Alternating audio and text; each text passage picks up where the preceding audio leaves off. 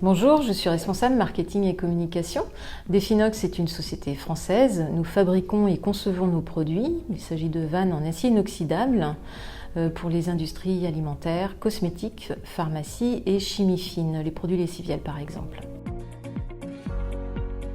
Le projet a concrètement démarré en 2016 avec un premier déploiement l'année dernière, en 2017, il y a tout juste un an, où nous avons commencé à appairer donc les ID pour une gamme de vannes qui correspondait à la mise sur le marché de notre dernière technologie.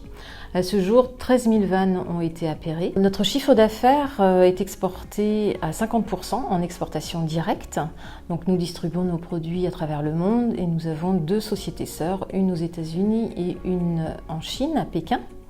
Et il s'agit bien d'un projet global d'entreprise qui a impliqué de nombreux services, entre autres l'IT, le bureau d'études, bien sûr nos monteurs et évidemment le service commercial et le service marketing.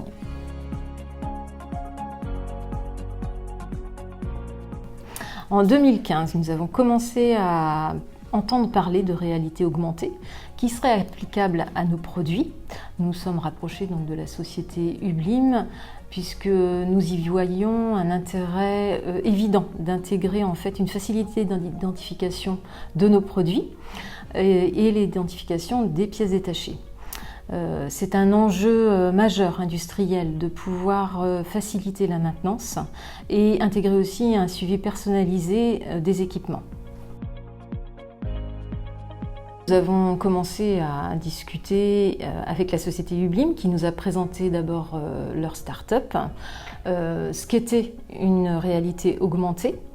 Et nous avons vite réalisé un POC qui a été largement présenté en clientèle. Et là, nous avons vu effectivement qu'il y avait une forte attente du terrain, même si ça paraissait encore une technologie assez avant-gardiste, qui n'était pas encore vraiment répandue dans les process industriels. C'est vrai qu'en termes d'approche industrielle, c'est-à-dire la mise en application de la réalité augmentée pour une PME comme la nôtre, ça a nécessité de nombreux allers-retours avec la société Ublim pour que nous puissions nous-mêmes exprimer notre besoin.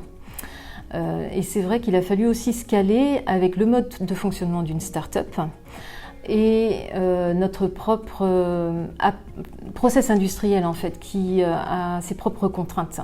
Donc maintenant je pense qu'on a trouvé un mode de fonctionnement et une communication qui va nous permettre d'aborder de façon efficace et sereine les prochains développements. Il était essentiel pour nous de trouver un support qui puisse résister aux nettoyages qui sont quelquefois un petit peu agressifs dans les milieux industriels. Donc nous avons trouvé une étiquette qui résiste à ces produits solvants et nous avons une seconde solution avec un médaillon inox gravé laser. Maintenant, il est parfaitement intégré dans les ateliers au niveau des tables de montage, donc il intervient en fin de montage de la vanne. Il y a eu aussi une présentation de la nouvelle technologie, puisqu'on rajoutait un geste en fait et un temps qui est relativement court d'appairage, et on les a équipés d'un téléphone mobile industriel qui leur permet une bonne prise en main et une facilité de lecture du code barre.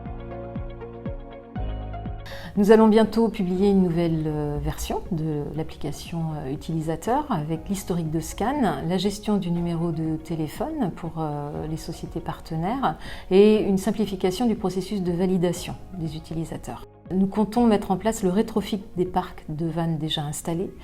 Nous allons approcher des clients qui sont très intéressés, mais ça nécessitera la mise en place du carnet d'entretien de la vanne pour permettre un suivi personnalisé de la maintenance et éventuellement un panier. Oui, ils sont experts dans leur domaine, c'est ça qui nous a aussi donné confiance pour aller vers cette nouvelle technologie qui était quand même assez éloignée de notre approche industrielle et pour leur équipe toujours disponible.